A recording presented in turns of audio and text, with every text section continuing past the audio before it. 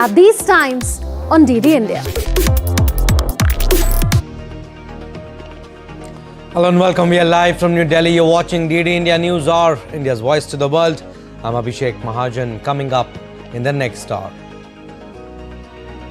Ceasefire hopes fade as Israel strikes Gaza, Lebanon. US to deploy new military assets to the West Asia. Ukrainian President Zelensky blasts allies for zero response to North Korean deployment in Russia.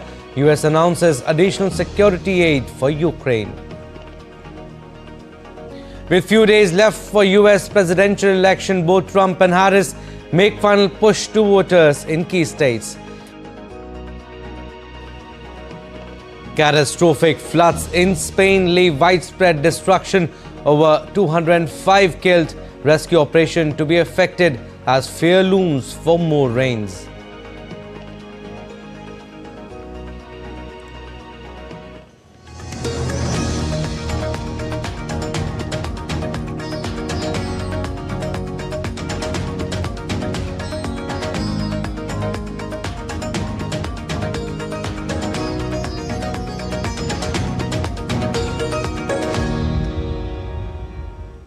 News in detail. Lebanon accused Israel on Friday of rejecting a ceasefire after the Israeli military bombed Hezbollah's South Beirut stronghold for the first time this week.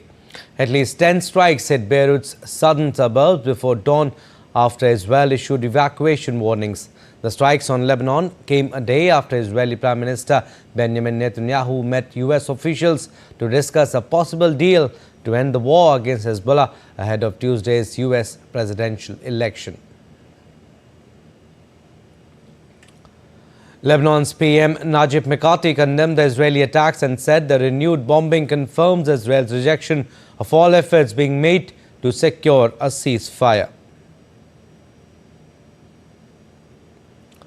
US, Egyptian and Qatari mediators have tried for months to broker a truce and hostages for prisoners exchange for Gaza. And head of United Nations interim force in Lebanon, Aroldo Lazaro, met Lebanese Prime Minister Najib Mikati on Friday to discuss the situation around ongoing conflict between Israel and Hezbollah. During the meeting, Mikati expressed Lebanon's appreciation for the tireless efforts of UNIFIL during this challenging period, emphasizing the importance of force's role and its continued presence in the south. Mikati insisted on the need to preserve the task and operational protocols assigned to UNIFIL, which are executed in close cooperation with the Lebanese army. The UNIFIL head spoke of the urgent need to resolve issues at the negotiating table, securing a political and diplomatic solution and full recommitment to Resolution 1701. And the United States on Friday announced the deployment of additional military assets to West Asia. The Pentagon chief in a statement said that the US will deploy B-52 bombers, fighter jets, refueling aircraft and Navy destroyers to the West Asia. The latest deployments would take place in the coming months. And this decision comes as the USS Abraham Lincoln aircraft carrier and its accompanying warships are set to depart the region soon. The move aims to maintain a robust US presence amid ongoing conflicts involving Israel, Hamas and Hezbollah. The additional resources build on previous US defense deployments to the West Asia in support of Israel, including a third missile defense system deployed to the country late last month, operated by American troops on the ground. And the Israeli army on Friday claimed that it had eliminated one of Hamas's last high-ranking members. The IDF said in a statement that al-Din Qassab, a member of Hamas's political bureau, had been eliminated during an airstrike in the southern Gaza town of Khan Yunis. Israel described Qassab as one of the last surviving high-ranking members of Hamas, responsible for coordinating with other groups in Gaza.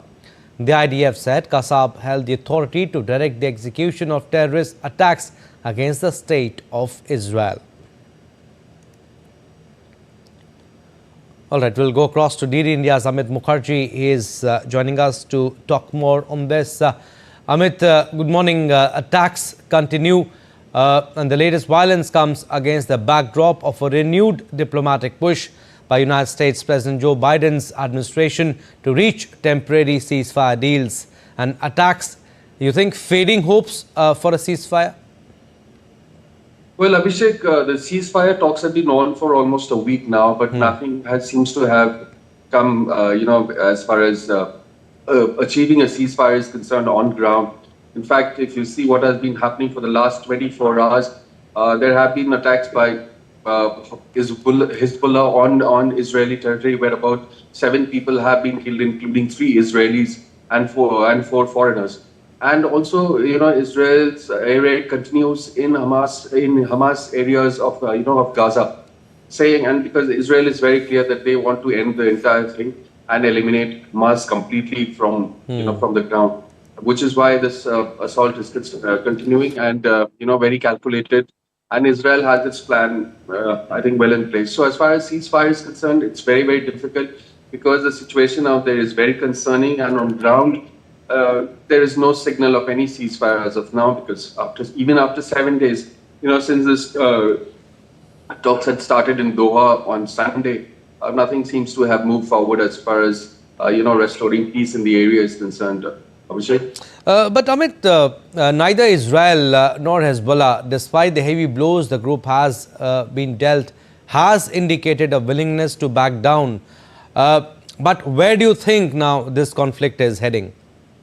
That is correct, Abhishek. Both the sides are not willing to kind of surrender to the situation and backing out from stepping down. I mean, de-escalating the situation out there. In fact, Amos Hoxton, the U.S. envoy to Lebanon, I mean, he also kind of tried to. He has been pressing for a unilateral ceasefire with the Lebanese government, but it seems that Najib, the Prime Minister of Lebanon, he has disagreed for a unilateral ceasefire. He says that if there is a ceasefire, it has to come from both sides. Even Israel has to back out from its consistent attack in its territory. And even then, which is why we are seeing continued hostility between the two sides. Hezbollah rockets are being fired every now and then into Israeli territories, and so are the Israeli raids, which are being conducted every now and then to eliminate. Of course, it's a multi-pronged strategy which Israel has drawn up against Hezbollah. I mean, it's targeting its assets, it's targeting all the military facilities. At the same time, it's also looking at eliminating and destroying the financial backbone of Hezbollah, which has been kind of sponsoring all the activities against Israel so far. So yes, I mean, even the US's request to Lebanon for a unilateral ceasefire has kind of been turned down by Lebanon, and they have been saying that it cannot be a one-sided affair. Right, Amit. Also, I mean, we have been talking about the role of US in this conflict, what role they can play, and they are playing. But some lawmakers sent a letter to President Joe Biden questioning the involvement of the US armed forces in Israel's expanding regional conflict across the Middle East. Do you have any details on that? Well, as far as US forces are concerned, they are yet to play a direct role in this, but definitely US. Although on one side it has been voicing the similar opinion as far as UN is concerned, because they have been asking for a humanitarian aid in Gaza, and also have been asking for a ceasefire and restoring peace in the region, and supplying a lot of support to the Palestinians who are there, because they are not in a good condition as far as reports are concerned. But at the same time, US has also been supporting Israel. In fact, around March, it actually sanctioned millions of dollars and weapons for Israel. In fact, between October 2023 and October 24, that's about a year, US has extended military aid to Israel worth almost $18 billion. That's quite a hefty amount, in terms of a military support. So definitely there is some sort of a role, whether it's an active or it's a passive role being played by US, but definitely, which is where the questions by all these lawmakers are rising as far as US's role in the entire conflict is concerned. Abhishek? All right, Amit, we'll leave it at that. Thank you for getting us the latest on this conflict. The third phase of the polio vaccination campaign in Gaza Governorate for children under the age of 10 will begin on Saturday. The third phase of campaign follows the successful implementation of the first two phases of the second round in central and southern Gaza, which reached over 95% of the target in these areas. The polio campaign began on September 1st after the World Health Organization confirmed the first polio case in the territory in 25 years.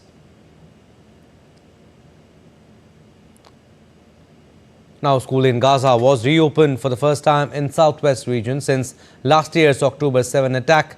The school in Mawasi Khan Yunis will contain all the necessary logistics for the educational process with an estimated capacity of 1,500 male and female students for the elementary and preparatory stages.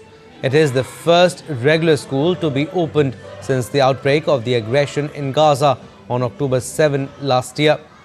The new school year in the Palestinian territories officially began in September with all classes shut due to ongoing conflict.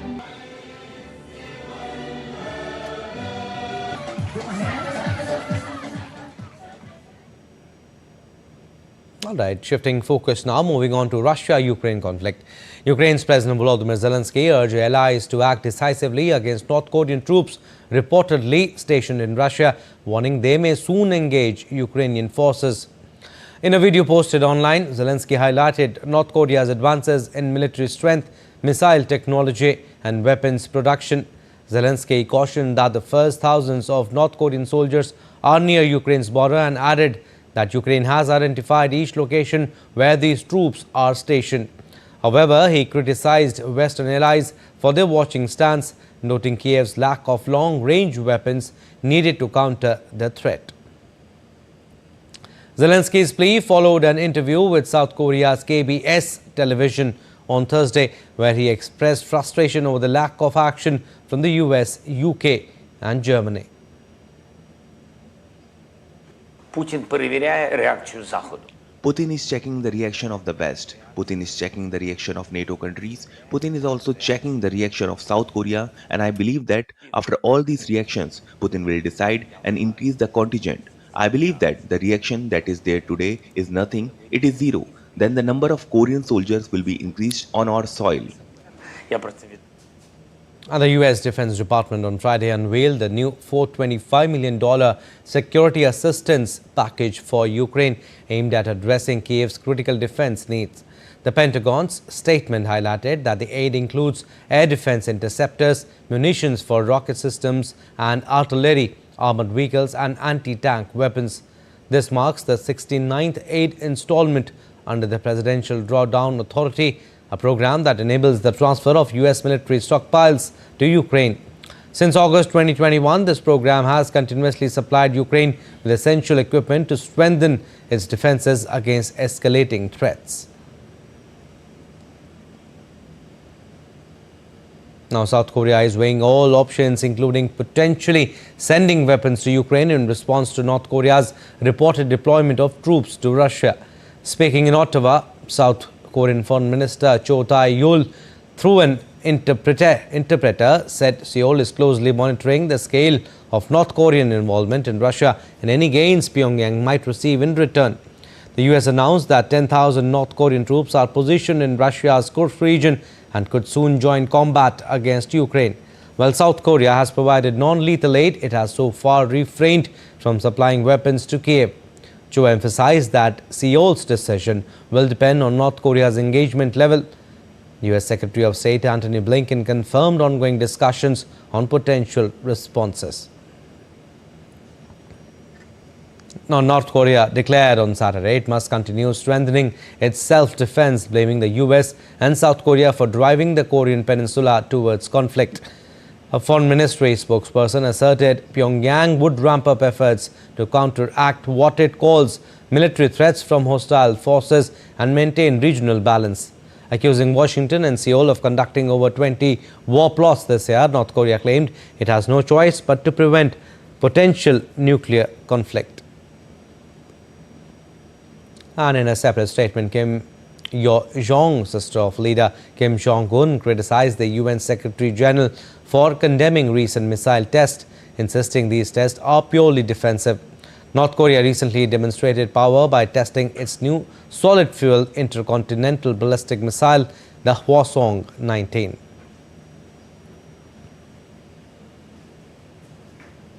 All right, we are slipping into a very short break, but still to come on DD India News Hour. U.S. Supreme Court rebuffs Republicans on Pennsylvania provisional ballots. Roof collapse in Serbia railway station leaves at least 14 dead. Search for victims continue. And PepsiCo beats New York State's lawsuit over plastics pollution.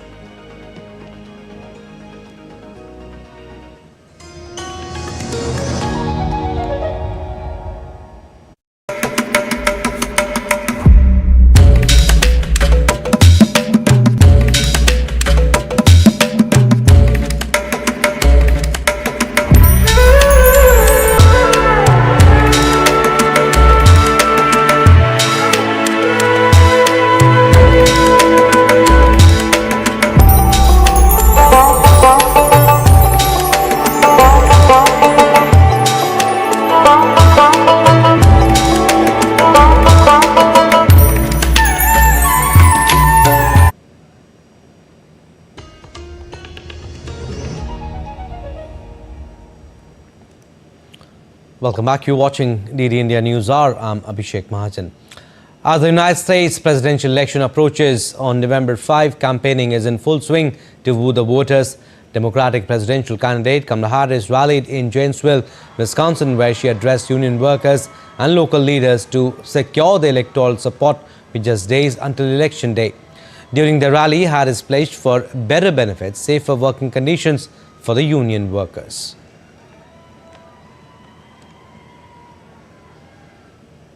And nobody understands better than a union member that as Americans, we all rise or fall together.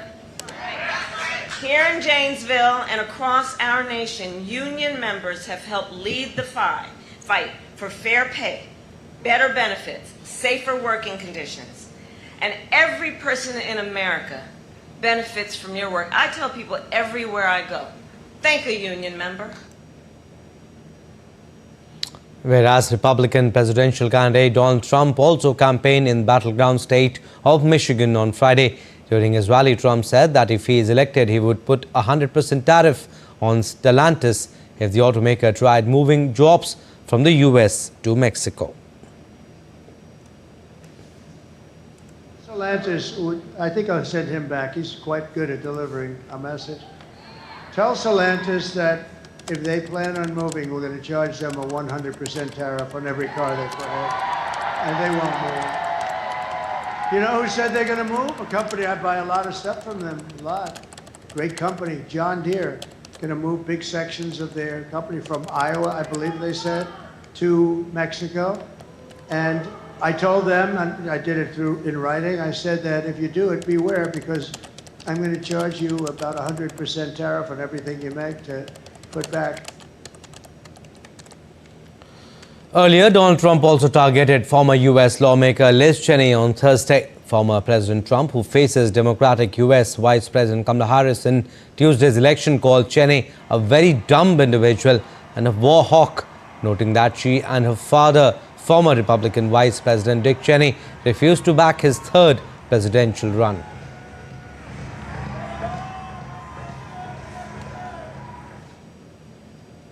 Sticking with his daughter, but his daughter is a very dumb individual, very dumb.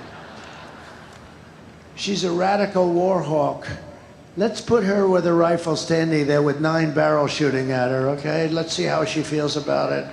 You know, when the guns are trained on her face.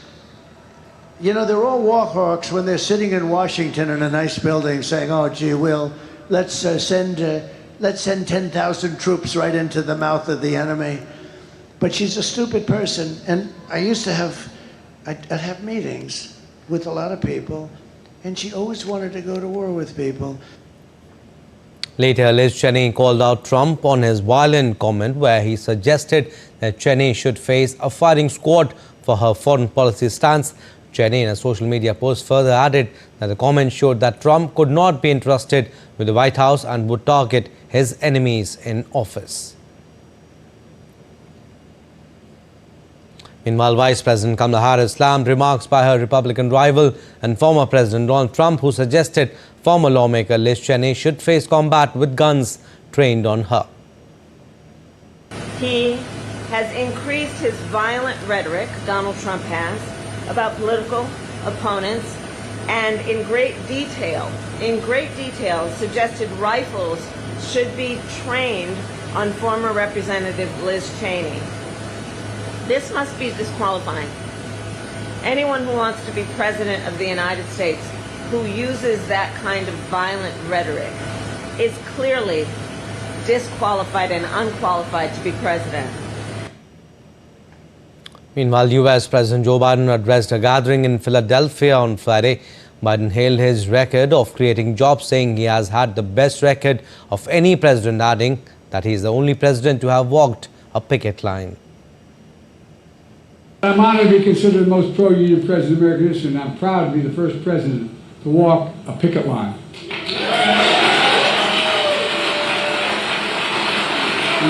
Kamala is proud to have walked a picket line as well. The other guy looks for picket lines to cross, but we've always had their back. And the U.S. Supreme Court rejected on Friday a Republican bid to block the counting of provisional ballots cast by voters in the election battleground state of Pennsylvania who make mistakes on their mail-in ballots, in a decision that could affect thousands of votes in Tuesday's presidential election. The justices denied an emergency request by the Republican National Committee and Republican Party of Pennsylvania to put on hold the October 23rd Pennsylvania Supreme Court ruling in favor of two Butler County voters who sought to have their provisional ballots counted after their mail-in ballots were rejected during that state's primary election for lacking secrecy envelopes. Pennsylvania is one of a handful of closely contested states expected to decide the outcome of the presidential race between Republican former President Donald Trump and Democratic Vice President Kamala Harris. And a judge in the U.S. state of Georgia issued an order on Friday extending the deadline for the return and counting of absentee ballots after a county failed to promptly send out some 3,000 mail-in ballots for Tuesday's election that were requested by the deadline. Under Georgia state law, eligible voters may request an absentee ballot up to 11 days before any election. Civil rights groups said Cobb County had violated the law and asked a judge to extend the return deadline on the ballots by 3 days to November 8.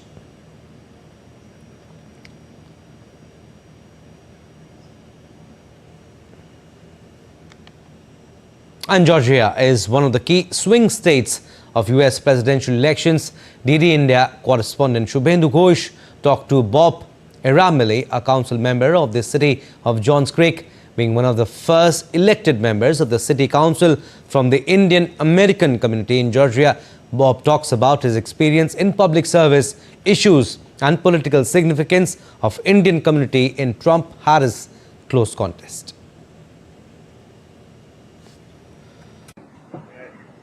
We are in Atlanta. I have with me one of the first Indian American person elected to public office here in Georgia, Mr. Bob Eramili, member of the John Creek City Council.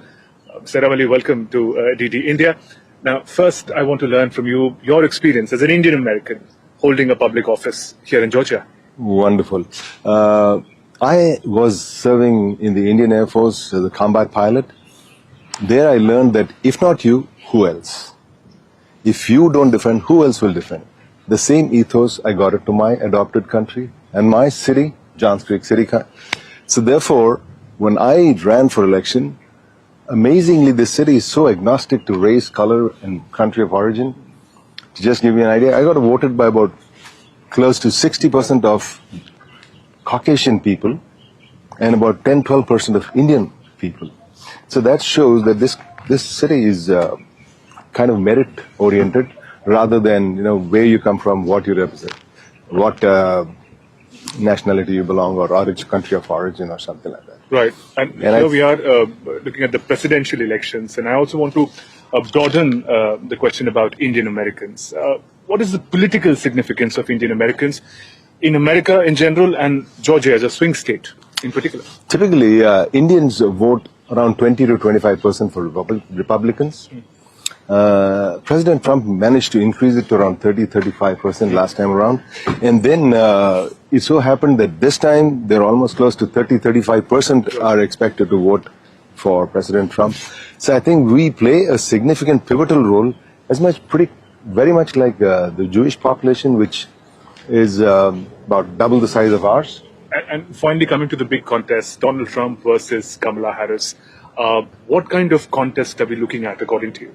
I think if the issues in the center stage are illegal immigration, for which we had fair amount of, since I'm also in the city council, I know firsthand the city chief of police comes and gives us a brief on what kind of law and order situation prevails.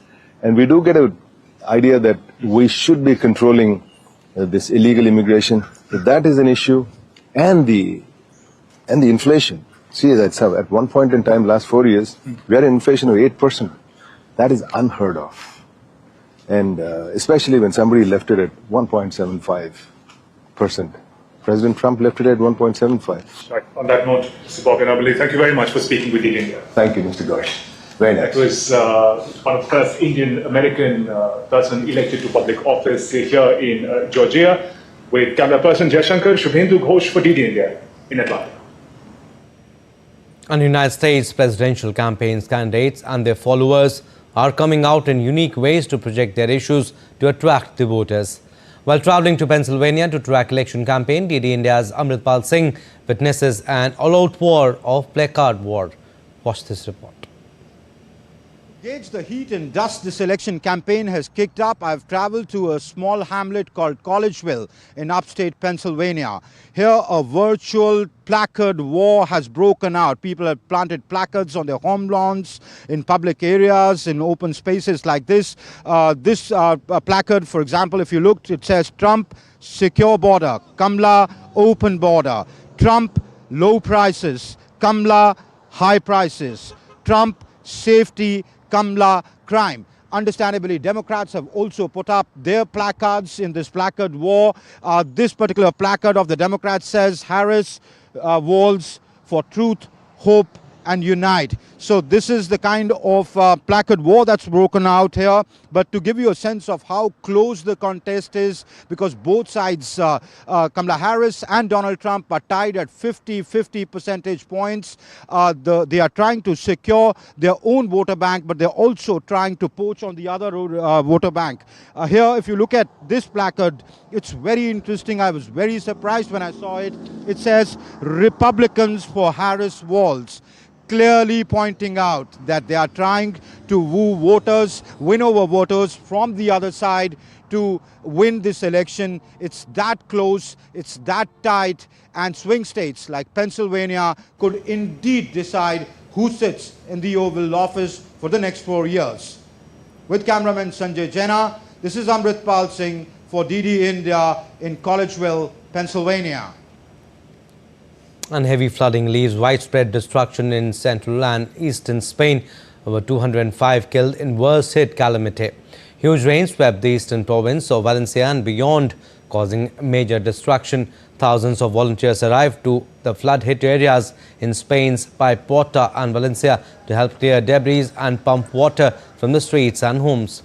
The government has deployed another 500 troops to bolster the 1,200 already on site for search, rescue and logistical tasks. Spain has suffered its worst flooding disaster in recent history, probably deadliest to hit Europe since the 1970s. Spain State Met Agency says adverse weather conditions will continue over the weekend.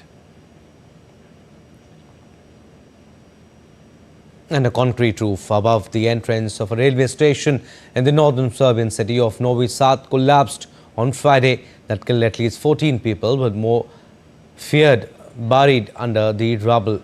A rescue operation is underway to clear the fallen concrete and search for bodies and survivors after part of an outdoor roof collapsed at a train station in the Serbian city of Novi Sad.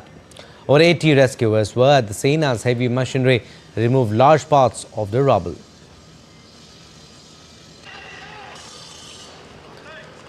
Now let's take a look at other stories making news around the world.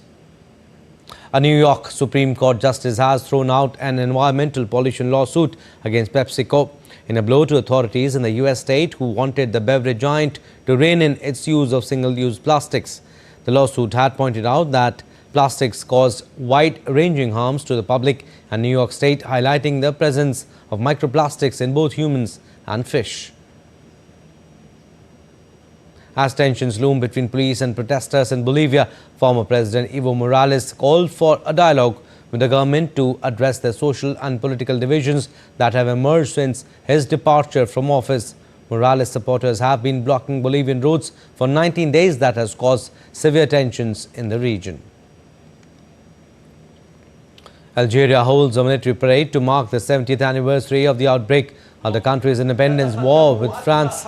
Military jets soared over the shimmering Bay of Algiers, leaving the sky all colorful as columns of troops marched past the city's largest mosque.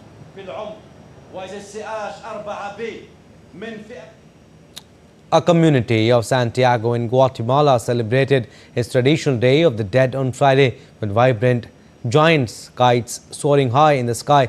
Colorful skies and joyful atmosphere created a poignant reminder of love, remembrance and the cycle of life, making the celebration a deeply meaningful occasion for the people of Santiago, Zacatecas.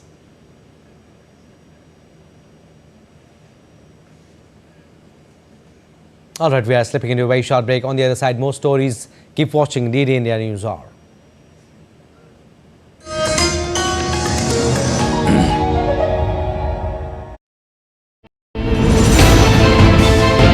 Geopolitics and trade deals. Economic challenges amid development. Hard work and the path to prosperity. It's the economy always. Between walkers, money is what money does and says. Supply creates its own demand. Between the bulls pulls and bears tears. When supply chains globalization and India rises to the podium. We'll get you centered with the economic brief at 8 p.m. every Thursday on DD India.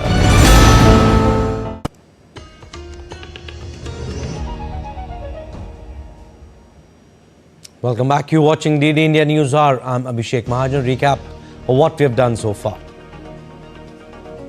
Ceasefire hopes fade as Israel strikes Gaza, Lebanon. US to deploy new military assets to the West Asia. Ukrainian President Zelensky blasts allies for zero response to North Korean deployment in Russia. US announces additional security aid for Ukraine. With few days left for US presidential election, both Trump and Harris make final push to voters in key states. Catastrophic flooding in Spain leaves widespread destruction. Over 200 killed in worst hit calamity. Rescue operation to be effected as country braces for more rain.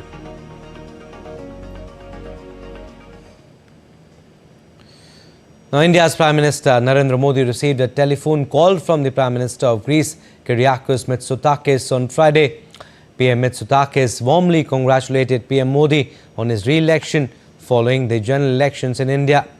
Both leaders appreciated the momentum generated in bilateral ties through recent high-level exchanges and reiterated their firm commitment to further strengthen India-Greece strategic partnership. They reviewed progress in a number of areas of bilateral cooperation, including trade, defense, shipping and connectivity, in follow-up to PM Mitsotakis' visit to India earlier this year. The two leaders also exchanged views on various regional and global issues of interest, including IMEEC and developments in West Asia. The two leaders agreed to remain in touch.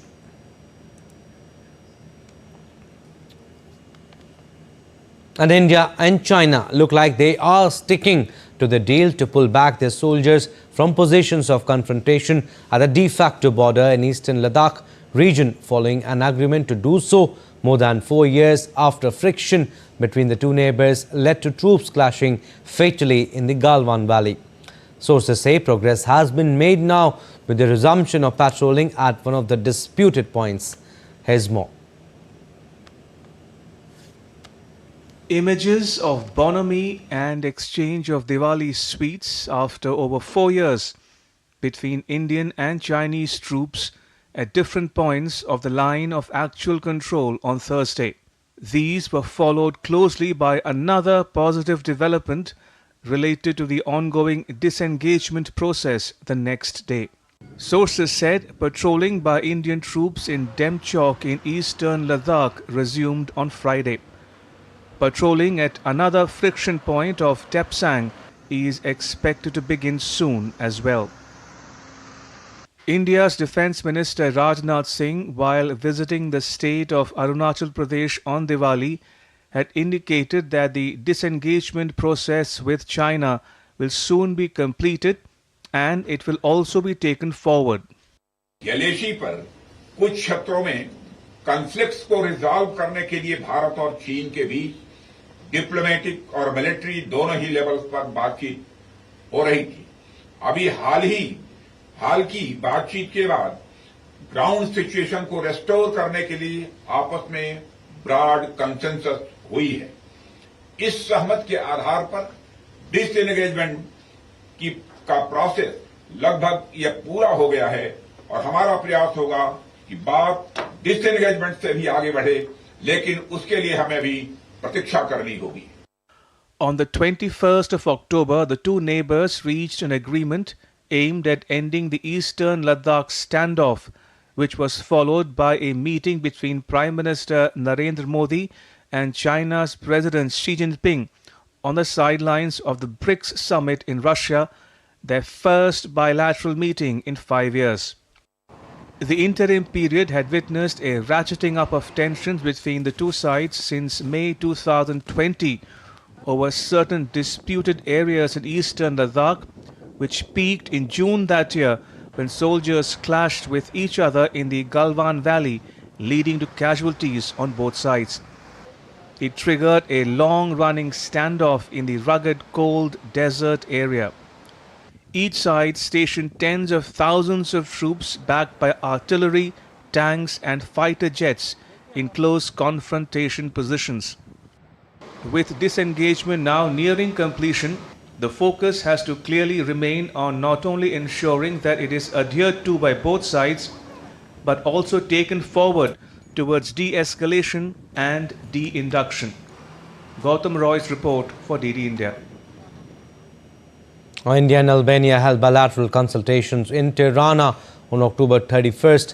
During the consultation, both sides undertook a comprehensive review of bilateral, regional and international issues. Bilateral discussions included political relations, trade, cultural relations and people-to-people contacts. Discussions also covered cooperation between the two countries in the international arena. Both sides also exchanged views on regional and global issues of mutual interest.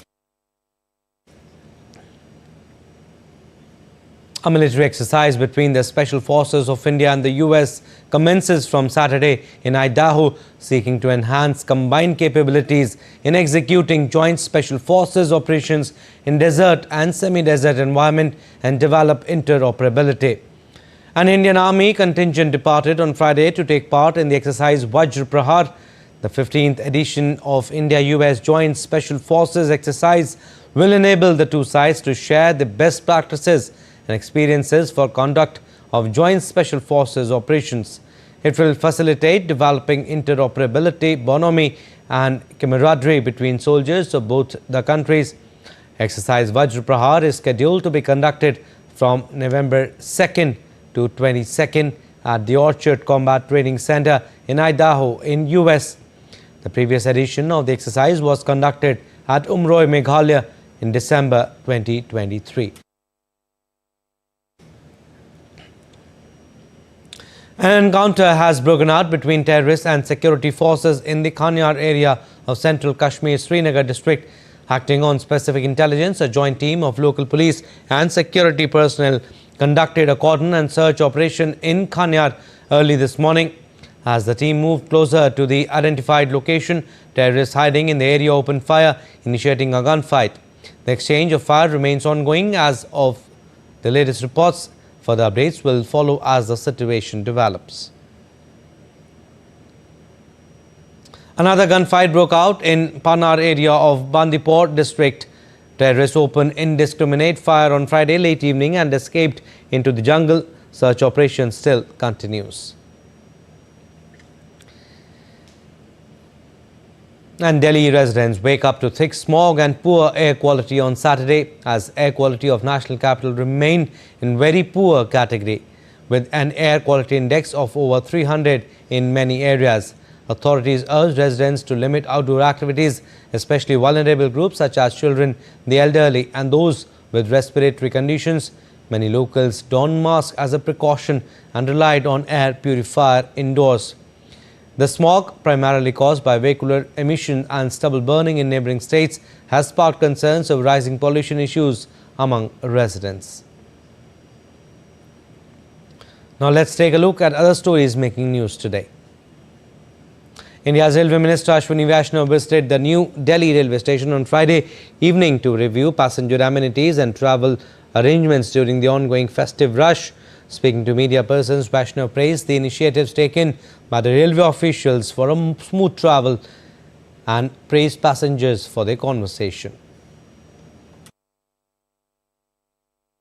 In southern state of Tamil Nadu, Isha Yoga Center hosted residents of local tribal villages who made a sacred traditional offering to Adi Yogi in an ambience of devotion, music, dance and celebration on the occasion of Diwali. Over 75,000 visitors and devotees basked in the grace and presence of Adi Yogi.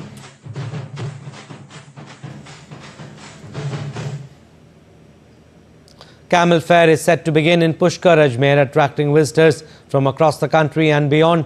Known for its vibrant atmosphere, the fair showcases a rich tapestry of cultural events, traditional crafts and local cuisine. The Camel Fair not only promotes tourism but also fosters community spirit and cultural exchange. Bollywood industry and noted fashion icons condole the demise of known fashion designer Rohit Bal. Known for his exquisite designing skills, Bal was pivotal figure in Indian fashion, celebrated for his ability to blend traditional aesthetics with contemporary flair. Rohit Bal's creations were not just garments, they were works of art that celebrated India's rich cultural heritage. Many celebrities took to social media to share their heartfelt tributes. Alright, still to come on DD India News Hour. India's coal production in October reaches 84.45 million tons, marking a 7.48% increase. English Premier League returns to action this weekend with big matches lined up. And Ohio Bakery declares it has perfect recipe for predicting election results.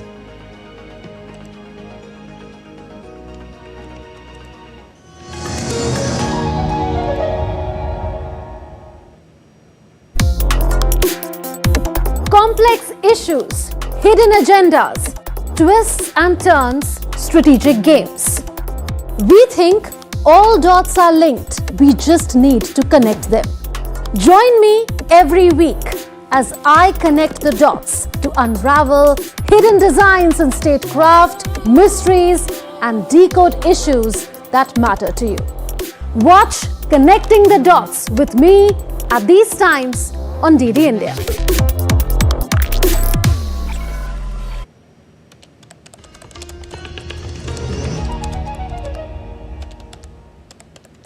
Welcome back. You're watching DD India News Hour. I'm Abhishek Mahajan. Business updates. India's coal production in October reached 84.45 million tons, marking a 7.48% increase from last year. Coal dispatch from captive and other entities also witnessed a notable spike of 16.18 million tons in October.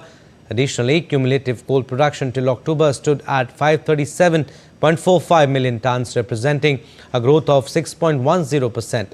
Such remarkable surge in coal production showcases India's commitment at ensuring a reliable coal supply to meet growing energy demands.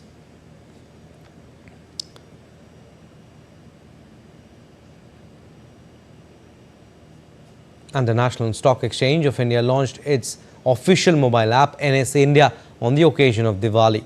The newly launched NSA India mobile app, now available on both Apple App Store and Android Play Store, promises an intuitive and secure presence or experience for investors on the go. The NSA also expanded its corporate website to support 11 regional languages. With this latest initiative, NSA's website now offers content in a total of 12 languages. This linguistic expansion will reach investors across linguistic and regional barriers, fostering increased engagement and inclusivity. Wall Street stocks rebounded on Friday from mixed tech earnings and investors' jitters less than a week before a neck-and-neck US presidential election, after major indices tumbled on Thursday following big drops in Microsoft and Meta. Buying results from Amazon helped boost the market. Expectations of a major rate cut by the Fed, like the bumper 50 basis point cut in September, have receded after data showed strong economic growth in the United States and inflation just above the central bank's long-term 2% target. And Boeing shares gained 3.5% on Friday on bets that the plane maker's US West Coast factory workers will approve a new wage offer and end a 7-week strike that has halted jet production and hammered the company's finances. Around 33,000 machinists who have been on strike since September 13 will vote on Monday on a new contract offer, raising wages by 38% over 4 years, up from a prior 35% offer. The proposal adds a $12,000 ratification bonus but did not meet workers' demand for the restoration of a defined benefit pension. Boeing workers rejected 2 previous proposals in votes on September 12 and October 23. All right, sports updates now. We'll start with cricket. Mumbai Test. Rishabh Pant and Shubman Gill have put 4 down India in a commanding position in the ongoing third Test against New Zealand at Wankhede Stadium on Saturday. The duo has helped India score runs at a brisk pace in the first session of Day 2.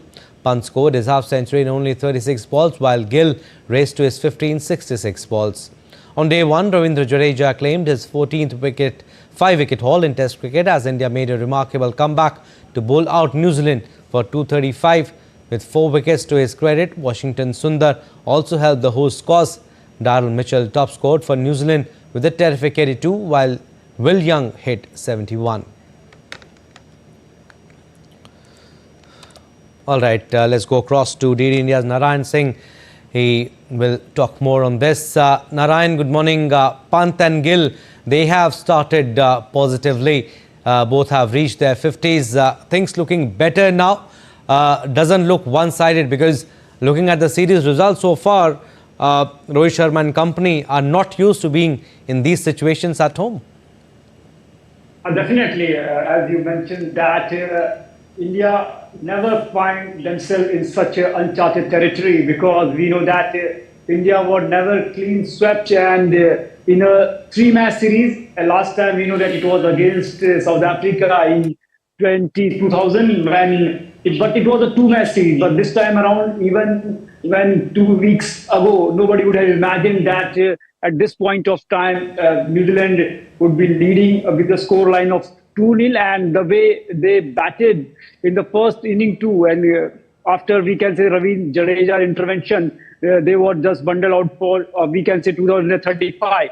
But all in all, we can say that the kind of situation right now for India is still very tricky, because we know that the kind of pitch it will behave as the day will progress, as the match will progress, it will assist the bowlers, and we know that India has to play in the 4th inning, so things could be difficult. So it's the right opportunity for the Indian players to get maximum out of the match, because if they score a big winning, we can say the big score in the first inning, definitely it will help them. And after yesterday's harakiri committed by the Indian team, they lost 3 wickets in the last 2 overs. It was, we can say, that's the big mistake by the Indian team. So today, the way Shubman Gill and Rishabh Pant are playing, we are hoping that they will continue this trend and help India to score a big score here.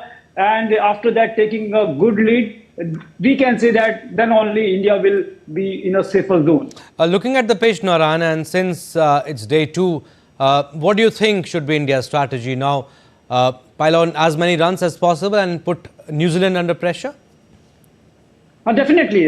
If you have runs on the board, definitely the opposition will come under pressure. And because it's not only about winning the match, it's also about the pride and we can say that the WTC points were also stake for the Team India. And as the match will progress, definitely it's a red soil, a complete red soil pitch, and there is no mix of black soil. And we know that as the day will progress, as the match will progress, definitely the pitch will crumble more and there will be more assists for the spinner on this pitch. And India can capitalize the conditions because we know that from New Zealand side, Santner is not there. So we know that Santner was the wrecker-in-chief and the architect of the New Zealand's win in this 3-match series.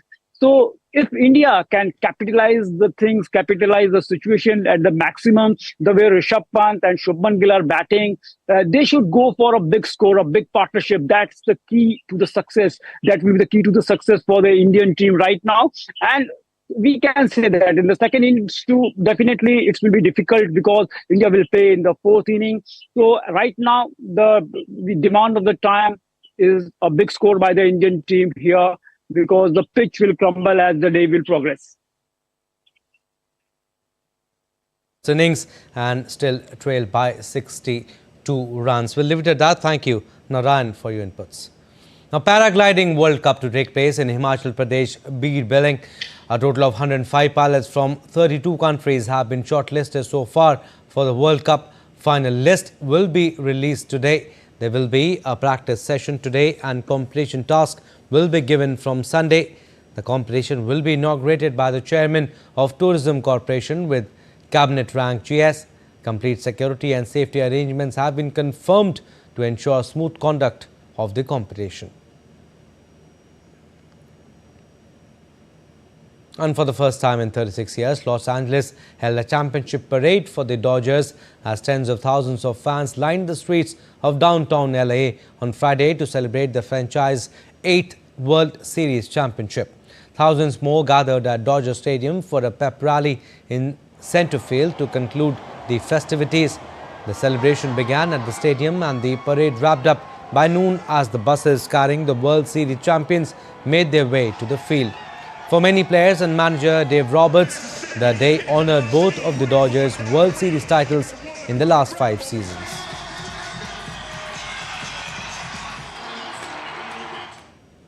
An English Premier League returns to action this weekend with big matches lined up. The soccer encounters will be crucial as they would set the pace for the team as the year comes close to its end. Here we take a look at some interesting clashes to watch out for. English Premier League is all set to return to action this weekend, with much at stake for big guns who want to continue their winning streak at the event. To begin with, Arsenal is all set to take on Newcastle at St James Park. And 2 wins from 5, with 9 goals conceded in that time, as many as in the previous 19 combined, is a cause for mild alarm as Arsenal slipped to 5 points behind leaders Manchester City. Another great match would be Liverpool versus Brighton, and it certainly wasn't quite the controlled Liverpool we saw in previous matches. On the other hand, Brighton and Hove Albion are the agents of chaos. There have been 28 goals in Brighton league matches this season, which means an average of 3.1 per match. Ipswich versus Leicester City. For all the praise Ipswich Town have received for their competitiveness in Premier League encounters, there comes a time when a winless start begins to affect their morale. Matches against fellow promoted sides are practically must-wins, and Ipswich, who drew 1-1 at Southampton last month, simply have to win this one. Bournemouth versus Man City. Bournemouth are yet to win any of their 20 league matches against Man City, which is the most one side have faced another without ever winning in English Football League history. Indeed, Man City have won all of their 14 Premier League encounters against Bournemouth by an aggregate score, which includes a 6-1 and 1-0 success against Antonio Irola's side last season. Now, as the season enters a hectic phase of league games, cup games and European games coming thick and fast, this could be the phase that defines where teams are going to end up in the new year. Sports Desk, DD India. And while there are many bizarre methods of predicting the upcoming US presidential election, Ohio bakery declares it has perfect recipe for predicting election results. The bakery has been doing a cookie poll for 40 years now. Whether or not their cookie predictions hold any merit, the bakery is to foster lively conversations and a festive atmosphere in the lead up to the election.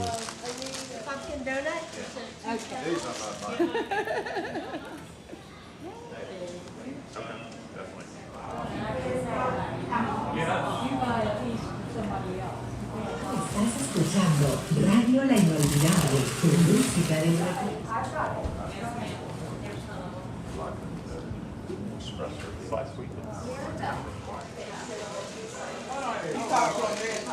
Smiley face.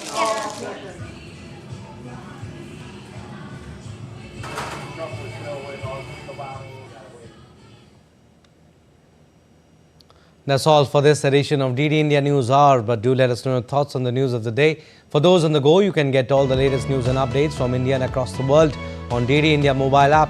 The app is available on both Android and iOS. Scan the QR code on the screen to download now. And we'll be back with more news as it breaks here on DD India. I'm Abhishek Mahajan from all of us here in Delhi. Thanks for watching DD India News Hour.